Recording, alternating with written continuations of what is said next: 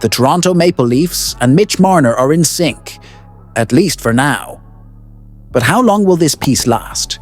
This story is far from simple, and behind-the-scenes indications suggest that Marner's future might be much more uncertain than it appears.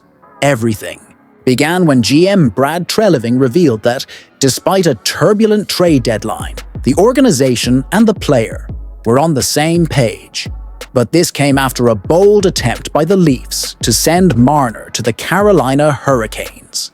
The problem? He has a no-trade clause and simply refused the idea.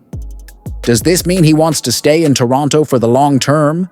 Or are we witnessing a strategic move to increase his leverage in negotiations?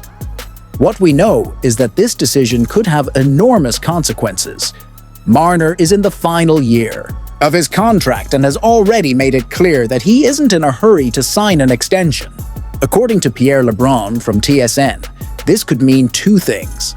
Either he felt disrespected by the trade attempt and is already preparing his exit, or he is playing the long game to maximize his value in free agency. In either scenario, the Leafs might be facing a ticking time bomb. But there's another detail in this story. Did Marner refuse the trade because he wants to stay in Toronto, or simply because he didn't want to go to Carolina? The Hurricanes are a strong team, but they don't enjoy the same level of visibility as the Leafs. In Toronto, every move he makes is scrutinized in detail. His presence in the media is constant, and that can be a crucial factor when it comes to building a legacy and, of course, securing a huge contract. And speaking of contracts, sources indicate that Marner is seeking something in the vicinity of $104 million over 8 years.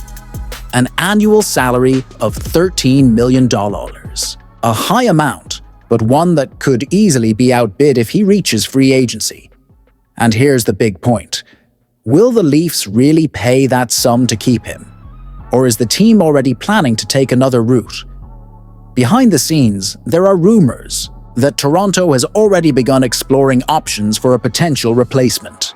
In fact, there are reports that they tried to pursue Mikko Rantanen, one of the NHL's top scorers. If that's true, it means the franchise is already preparing for a future without Marner.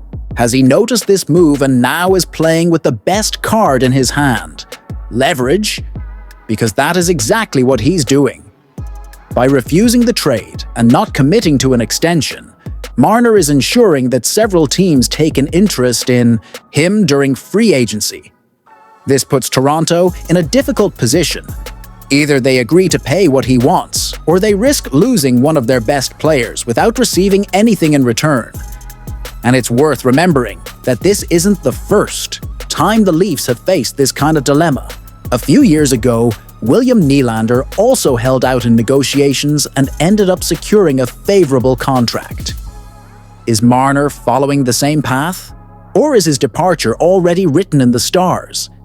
The big question is, does Toronto still see Marner as an essential piece for the future?